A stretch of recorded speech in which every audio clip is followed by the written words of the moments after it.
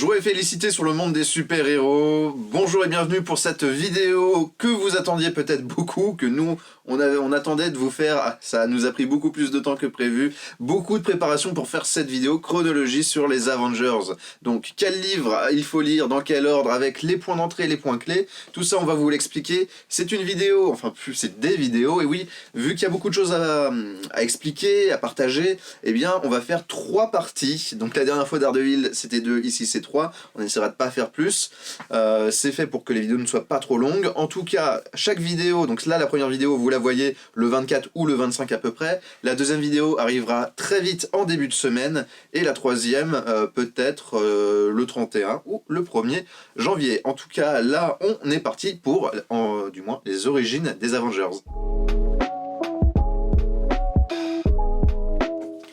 Et oui, et donc du coup nous allons commencer par vous raconter bien les origines de la création des Avengers. Alors les Avengers, comme énormément de personnages de Marvel, ils sont créés par Stan Lee et Jack Kirby en 1963. Les Avengers, en fait, c'est une série qui est créée à l'origine car c'est marrant, il y a un petit lien avec notre dernière vidéo, parce qu'en fait les épisodes, la création de Daredevil est un petit peu en retard. Daredevil est déjà en chantier et va pas tarder à sortir, sauf que le dessinateur Bill Everett a du retard et du coup la série, il y a un manque, quelque chose doit sortir, et du coup Jack Kirby et Stan Lee décident de créer une nouvelle série pour combler l'attente en attendant que Daredevil soit prêt. Ça va arriver du coup en 1963 et Stan Lee va décider de s'inspirer en fait d'un grand succès de la concurrence dont il s'était déjà un petit peu en partie inspiré pour la création des Fantastic Four. Il va s'inspirer de la Justice League de DC Comics, qui vient tout juste d'être créé en 1960 dans le numéro 28 de Brave and the Bold, et du coup qui est la réunion des grands héros de DC Comics pour combattre un ennemi. Et du coup Stan Lee va décider de s'inspirer de ce concept pour faire une réunion en fait des personnages Marvel qui, à l'époque, les nouveaux personnages qui fonctionnent bien. Du coup il va réunir Iron Man, il va réunir Ant-Man et la Guêpe, il va réunir Thor et surtout Hulk. Le prétexte pour faire rencontrer ces personnages était tout trouvé. Et bien on va voir Loki, le demi-frère de Thor, qui cherche toujours un moyen de l'embêter et de le combattre, va décider, en fait, comme il se rend compte qu'il est beaucoup moins fort que lui,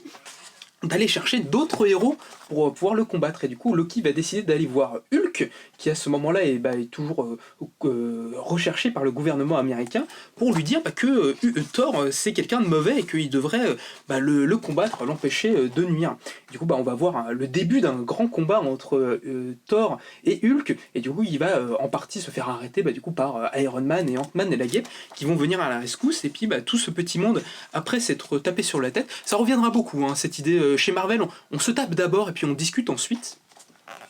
et qui vont tous se rejoindre, se regrouper pour pouvoir combattre Loki et devenir, à la suite de ça, décider de fonder une équipe et de devenir les protecteurs de la Terre. Ça va être du coup c'est en partie de ces histoires dont le premier film Avengers est tiré. Donc ce principe, on fait d'abord des séries de héros solo, et puis du coup on les réunit après dans un film où ils s'unissent, et ça va lancer du coup cette toute nouvelle série qui va devenir un peu, entre guillemets, le vaisseau amiral de Marvel, un petit peu là où les grandes histoires vont s'écrire, parce que dès le numéro 4 de Avengers, du coup la première saga est disponible en fait dans les 3 premiers numéros, dès le numéro 4, Stan Lee en fait et Jack Kirby vont décider de faire revenir un vieux personnage de Marvel. Ils vont décider de faire revenir le Capitaine America. Et oui, nous sommes en 1963-1964, et à ce moment-là, le président Kennedy vient d'être assassiné. Et c'est après et disons que ça va redonner un peu une vague de patriotisme aux États-Unis. En tout cas, Stan Lee et Jack Kirby pensent qu'il y a besoin de faire revenir un grand symbole américain, et du coup ils décident de faire revenir le Captain America, qui était plongé dans un sommeil cryogénique et qui est libéré par le personnage de Namor, qui avait lui-même en fait un vieux personnage de Marvel qui avait été ressuscité par Stan Lee et Kirby dans les premiers épisodes de Fantastic Four. Et du coup à partir de ce moment-là, le Captain America va devenir le grand leader des Avengers, et va vraiment rester le personnage qui va guider toute l'équipe et qui va être le grand moteur de ces personnages. Très rapidement en fait, après cela, Kirby va s'en aller. Il y a d'autres dessinateurs qui vont arriver, notamment comme vous voyez ici Don Heck qui va faire quelques épisodes. Et surtout, en fait, Stan Lee va décider de renouveler très vite en fait l'équipe. À partir du numéro, je ne vous dis pas de bêtises, à partir du numéro 16, en fait, Stan Lee va décider d'incorporer en fait des antagonistes à l'équipe, des personnages en fait en rédemption. Et il va décider en fait d'inclure le personnage de Vif Argent de la Sorcière Rouge, du coup, qui étaient des personnages des X-Men, enfin qui étaient dans la confrérie des mauvais mutants avec Magneto, qui luttaient contre les X-Men, et qui bah, du coup se sont un petit peu détachés de leur mentor et décident de devenir des héros. Et à partir de ça aussi, on va voir le rajout du personnage de Œil de Faucon, qui à l'origine était pareil, un méchant de Iron Man, mais qui va pareil partir en rédemption. Et ça va lancer bah, du coup toute une thématique à partir de là chez les Avengers. Les Avengers, eh bien, qu'est-ce qu'ils vengent? Et ben en fait, les Avengers, ils vengent leurs péchés en tentant d'être en fait de meilleures personnes et de sauver les gens. Et à partir de ce moment-là aussi, on va voir arriver toute une dynamique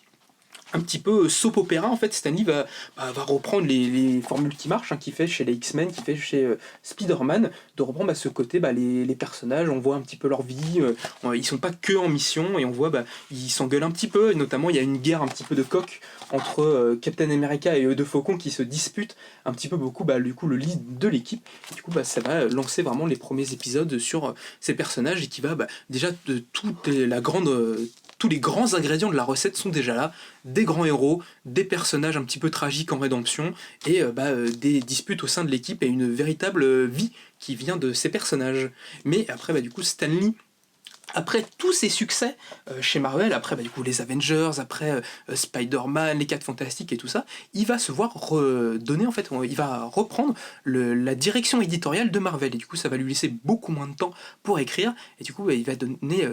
la part à de nouveaux scénaristes pour reprendre ces personnages, et sur les Avengers ça va être le grand Roy Thomas qui va reprendre tout ça.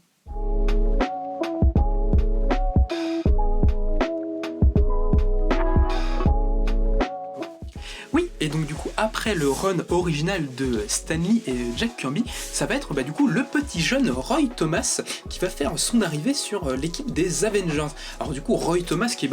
depuis, c'est une légende de la bande dessinée américaine, il a fait énormément de choses. Au-delà des Avengers, surtout c'est le grand auteur de Conan chez Marvel. Du coup, c'est lui qui a amené la licence Conan chez Marvel et qui a fait de ce personnage ce qu'il est maintenant devenu dans la culture populaire en partie, parce que c'est grâce au succès des comics Conan qu'il y a eu le film, et puis après à partir du film tout est parti. Alors du coup, à l'origine, Roy Thomas, c'est quelqu'un qui va faire ses débuts en fait à l'écriture, surtout dans des fanzines. En fait, c'est un grand fan de science-fiction et il va beaucoup faire ça dans des fanzines, et c'est en écrivant comme ça, c'est un grand fan des personnages en fait de comics des années 30-40. Il va se faire repérer par, alors je regarde mes notes pour pas vous dire de bêtises, c'est Morst Wessinger, qui est à l'époque en fait le directeur éditeur, enfin un éditeur de chez DC Comics qui est celui qui s'occupe de Superman, de l'univers de Superman chez DC Comics, et du coup il va engager Roy Thomas pour travailler sur des personnages de DC Comics et pour travailler un petit peu à l'éditorial. Sauf que en fait Roy Thomas il s'entend pas trop avec lui, ils sont pas très copains et ils s'entendent vraiment pas trop, et donc très rapidement en fait en faisant des discussions un peu avec d'autres gens de l'industrie et notamment avec Stan Lee, il va surtout se lier d'amitié en fait avec Stan Lee, et Stan Lee va lui dire écoute, toi tu te sens pas bien chez DC Comics, viens chez Marvel, on est bien, tout se passe bien. Et donc il va arriver chez Marvel et il va devenir un petit peu le protégé de Stan Lee, qui va le mettre un petit peu le pied à l'étrier chez la maison d'édition, chez la maison des idées. Et donc tout naturellement c'est lui que Stan Lee va choisir pour reprendre les Avengers. Roy Thomas du coup sur ces personnages là, donc il va arriver avec notamment un grand auteur sur les personnages, c'est avec John Buscema qui va reprendre le dessin après Jack Kirby, et John Buscema c'est magnifique aussi, c'est lui qui sera le grand dessinateur de Conan et qui est vraiment un style splendide. Et en arrivant sur les Avengers, Roy Thomas il va décider de reprendre un peu la formule, de continuer ce que Stan Lee a commencé à mettre en place. Il va du coup continuer dans la dynamique d'équipe, mais il va aussi introduire de nouveaux personnages. On va voir l'arrivée notamment du personnage de Hercule de la mythologie grecque qui va remplacer Thor, qui va continuer à vivre ses aventures. Et il va créer notamment un personnage que j'aime tout particulièrement, qui est le personnage de La Vision. Donc, du coup, dans ces épisodes de 1968, il va créer du coup le personnage de La Vision, le personnage de Ultron. Donc La Vision qui est à l'origine ce personnage qui est un ennemi des Avengers, qui est créé par Ultron pour s'attaquer aux Avengers et qui au fur et à mesure va se rendre compte, va se rebeller contre son créateur et va rejoindre les Avengers dans une scène qui est vraiment, moi qui à la première lecture m'avait mis les larmes aux yeux et qui est vraiment fantastique. Et donc on va Vision qui va à partir de ce moment-là en fait devenir vraiment un régulier de l'équipe des Avengers, qui va devenir un petit peu l'âme et la mémoire de l'équipe.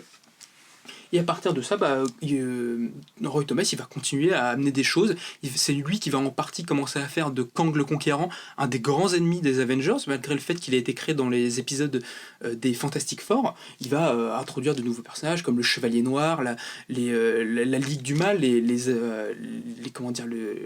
l'équipe de super méchants qui se forme pour combattre les Avengers. On va avoir beaucoup de changements et tout ça. Donc il va vraiment imposer sa marque sur les personnages. Donc du coup, très rapidement, tout ça est disponible dans les intégrales des Avengers, mais très rapidement, en fait, Thomas, du coup, va rester de 1966 à 1972 sur l'équipe, et il va conclure, en fait, son run sur les Avengers d'une manière fantastique avec l'événement de la guerre Kree-Skrull, qui va être vraiment un grand tournant dans l'histoire de Marvel et qui va vraiment tout chambouler. Le principe en fait de la guerre Kree-Skrull, c'est que Roy Thomas va s'inspirer d'une saga de science-fiction qui s'appelle Les Survivants de l'Infini et qui raconte en fait l'histoire d'extraterrestres qui partent, en fait, qui viennent sur Terre et qui vont commencer à envahir la Terre un petit peu en sous-main, et à cause en fait d'une guerre intergalactique qui les voit en fait combattre une autre race extraterrestre. Du coup, ça, Roy Thomas, en fait, il va s'en inspirer pour créer son histoire, et il va reprendre du coup les personnages des Kree et des Skrull, qui sont deux races extraterrestres créées par Stanley et Kirby dans les pages des Fantastic Four. Et pour lui en fait Thomas, c'était évident que ces deux races extraterrestres en fait étaient de grands ennemis qui devaient s'affronter. Et du coup c'est cet affrontement qui va mettre en scène dans les pages des Avengers dans cette saga. Cette saga elle a aussi une naissance un petit peu particulière parce qu'en fait à l'origine c'est le dessinateur Neil Adams, le grand dessinateur Neil Adams, qui sera surtout connu pour son travail chez DC Comics, sur Batman notamment. Il va révolutionner Batman dans les années 70 avec Dennis O'Neil, surtout Green Lantern, Green Arrow et toutes ces choses là, mais avant qui travaillait chez Marvel et qui a toujours eu envie en fait de raconter une histoire des Avengers, et ça sera chose faite avec cette dernière. Et c'est assez intéressant parce que l'histoire va vraiment se construire en fait au fil de l'eau avec ces deux auteurs qui vont constamment échanger en fait pour créer l'histoire. Donc du coup les prémices en fait c'est qu'on va voir le personnage du coup de Captain Marvel, de Captain Marvel, qui avait été créé quelques années plus tôt et qui va du coup se retrouver au cœur de la guerre des Kree-Skrull, et qui va à partir de cela va entraîner l'intervention des Avengers dans ce conflit. C'est vraiment une très très bonne saga avec beaucoup d'action où Thomas il met tout ce qu'il faut, avec un petit peu des mentions. On voit aussi la grande importance d'un personnage qui s'appelle Rick Jones, voilà. Rick Jones en fait qui est un personnage très important pour Marvel à cette époque-là, car alors c'est parce que c'est le jeune homme en fait que Hulk a sauvé en fait, et qui traînait en fait près de la zone de lancement des rayons gamma, et qu'en fait Bruce Banner va sauver, et à la suite de ça va devenir Hulk. Et en fait c'est un personnage qui va après ça venir se promener en fait un peu partout dans les publications de DC Comics, de Marvel pardon. Il va devenir le sidekick de Captain America, il va remplacer Bucky, ça va être une grande aide pour les Avengers, et il va notamment devenir aussi le compagnon, le sidekick pareil de Captain Marvel à ce moment-là. Et du coup tous les deux vont être le seul rempart contre du coup cette guerre qui menace l'univers, et dont vraiment une excellente saga que Thomas conclut vraiment son run de manière phénoménale, avec une histoire culte des Avengers, et qui a découvert du coup dans cette collection, ce format un petit peu hors collection chez Panini Comics. Et du coup en fait après cela pareil en fait Roy Thomas va se voir, l'histoire se répète, va se voir confier lui-même en fait les rênes de l'éditorial de Marvel. C'est-à-dire lui va encore monter d'un cran et devenir un peu l'un des directeurs de la maison des idées. Et du coup pareil, ça va être l'arrivée de nouveaux petits jeunes sur l'équipe, et ça va être du coup l'arrivée de Steve Englehart sur les Avengers.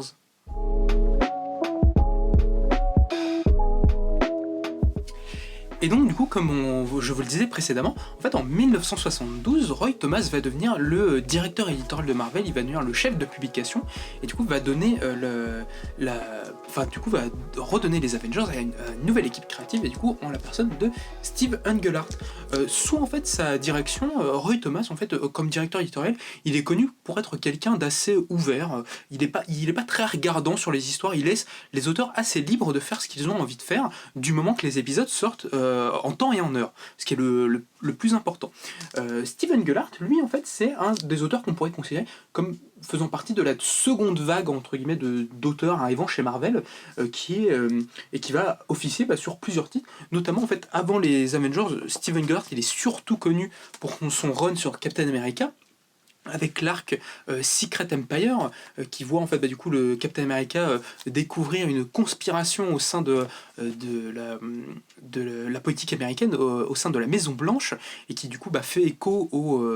au scandale du Watergate de l'époque, de Richard Nixon, et de la perte de confiance des Américains dans leurs institutions, dans les gens qui leur dirigent, et qui va mener à un événement extrêmement marquant pour Captain America, avec en fait celui-ci qui décide, après avoir découvert ça, de ne plus être Captain America, de devenir nomade, l'homme sans pays, parce qu'il a trop honte de ce que les États-Unis sont devenus.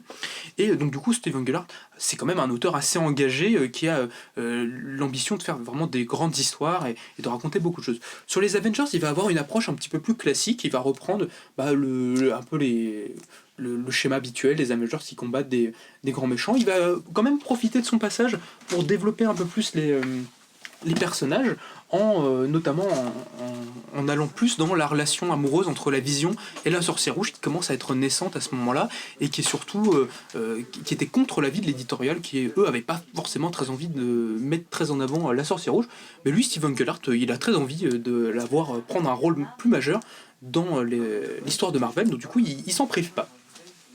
La deuxième chose en fait très importante, c'est que dans ces épisodes, du coup dans l'intégrale de 1973, on va voir la naissance d'une grande saga, en fait d'un crossover qui s'appelle la guerre Avengers Defenders, qui est en fait considéré comme le premier grand crossover de Marvel. La première grande rencontre en fait entre deux séries. Donc en fait cette histoire-là, contrairement à ce qu'on pourrait penser aujourd'hui, où souvent les rencontres entre super-héros sont le fruit en fait de décisions éditoriales, celle-là en fait elle vient d'une volonté de l'auteur, de Steve Englehart, qui était en fait très déçu dans l'année 1975 de ne pas voir en fait de sortie d'annual. Les annuals, vous savez en fait c'est ces épisodes qui à l'origine en fait sortaient un numéro en plus en fait de chaque série, qui sort tous les ans et qui est là en fait entre guillemets pour être un complément de salaire en fait pour les auteurs, de leur permettre d'avoir un 13e mois si on puisse dire. Et en fait au fur et à mesure du temps c'est devenu quelque chose de très apprécié des lecteurs, un grand rendez-vous chaque année, d'avoir une histoire un petit peu plus ambitieuse sur un plus grand nombre de pages. Et du coup Englehart décide en fait de pallier ce manque en créant une saga de toutes pièces en fait entre les deux séries qu'il scénarise à ce moment-là, qui sont les Défenseurs, les Defenders et Avengers, et qui va voir en fait les deux équipes s'affronter pour en fait c'est le personnage de Loki et de Dormammu, du coup les deux ennemis respectifs de l'équipe, qui décident de les liguer les uns contre les autres, et puis au final au fur et à mesure vont se rendre compte qu'ils ont tous les deux toutes les deux équipes doivent s'unir pour combattre les méchants et vont se rassembler. Ça pourrait paraître assez basique quand je vous dis ça aujourd'hui, mais en fait c'est ce qui va faire la base en fait un peu de tous les crossovers qui suivront plus tardivement. Et ça reste quand même quelque chose de très très chouette à lire aujourd'hui. Steve Englehart s'est beaucoup joué sur les dynamiques en fait entre les différents personnages et le passif entre ces différents personnages. Notamment on va voir le personnage de Namor et de Captain America s'affronter, là où ces deux personnages précédemment luttaient ensemble durant la Seconde Guerre mondiale, et du coup ça en fait une vraiment très bonne saga, encore vraiment très très chouette à lire, et que je vous conseille si vous ne l'avez jamais lu, et surtout pour son aspect historique comme étant vraiment le premier grand crossover entre ces histoires. Après ça, du coup, Steve Englehart ne va pas non plus rester extrêmement longtemps sur l'équipe. Il va rester de 1972 à 1976, et puis après ça, en fait, il va laisser la place à un tout nouveau scénariste dans la personne de Roger Stern. Et donc en 1985, en fait, à partir de... On va voir en fait plusieurs scénaristes se partager le rôle en fait de reprendre les Avengers, mais l'un des plus marquants en fait ça va être Roger Stern. Roger Stern en fait du coup il fait partie, du coup on a parlé tout à l'heure de la deuxième vague la deuxième génération de chez Marvel, lui il fait partie de la troisième génération. qui va arriver en fait courant des années 80 et qui va partir en fait sur toutes les années 80 et qui vont faire la grandeur un peu des années 90 aussi chez Marvel. Du coup Roger Stern lui il arrive en même temps que des petits auteurs comme Frank Miller, comme Walter Simonson, enfin des gens dont on n'entendra pas trop parler plus tard. Et qui va du coup lui va reprendre les Avengers et va reprendre en fait une nouvelle dynamique pour les personnages. Il va permettre il va nommer la Guêpe comme nouvelle chef de l'équipe, et l'un des ouvrages en fait les plus marquants qu'il va faire sur les personnages, ça va être du coup cette histoire, les Avengers état de siège, qui va voir en fait les Avengers confrontés du coup aux maîtres du mal, leurs ennemis de toujours, mais qui cette fois-ci en fait vont décider d'attaquer les Avengers dans leur intimité la plus pure. En fait, ils vont prendre d'assaut le QG des Avengers, le manoir des Avengers, et du coup les retrancher les héros dans leur habitat, et du coup va voir un combat dantesque au sein même de l'intimité du héros. C'est vraiment une très très très bonne histoire du coup qui bouleverse un petit peu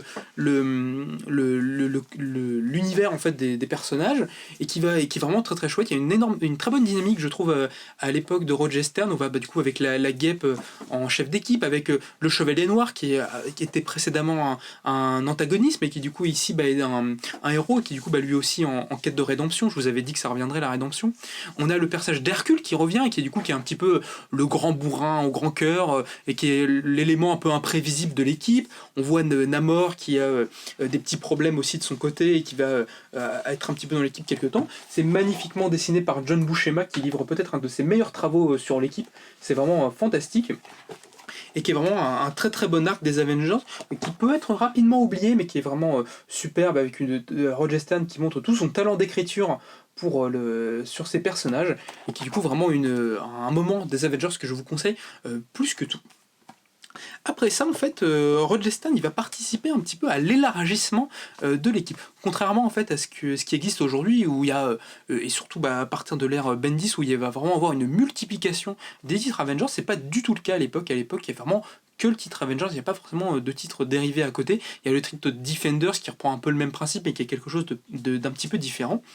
Et du coup, en fait, avec l'aide en fait, de l'éditorial de Marvel, Roger Stern en fait, va décider de d'étendre l'équipe, en fait, parce qu'il commence à avoir beaucoup de personnages qui sont des Avengers, mais sauf qu'on peut pas tous les mettre dans une série principale, parce que ça ferait un petit peu trop d'individualité à traiter. Et du coup, il décide de créer une nouvelle équipe, les West Coast Avengers, les Avengers de la côte ouest, qui vont être menés par Œil de Faucon, qui, après toutes ces années à faire sa guerre de chef avec Captain America, va fonder sa propre équipe avec sa femme, Oiseau Moqueur, sur la côte ouest des États-Unis,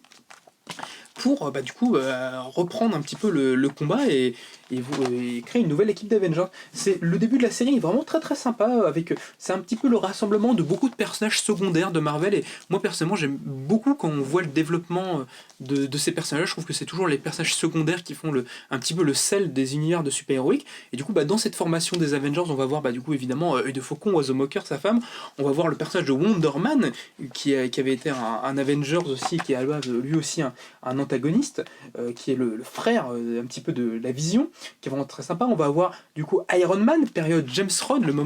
la période où Iron Man où Tony Stark n'est plus sous le casque d'Iron Man à cause de son alcoolisme, et qui du coup ce qui est son ami James Rhodes qui reprend le costume, donc du coup qui est vraiment une très bonne période pour un Iron Man, et qui rejoint ce West Coast Avengers, et qui est un petit peu du coup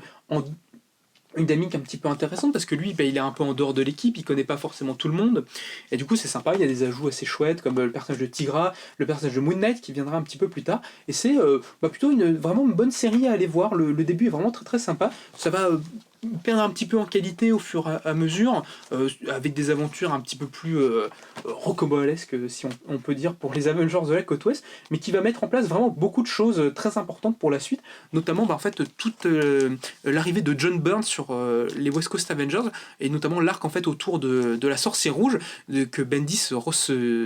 qui servira de base après aux histoires de Brian Michael Bendis sur le personnage. Donc du coup voilà, Roger Stern il va finir tranquillement son run d'Avengers, et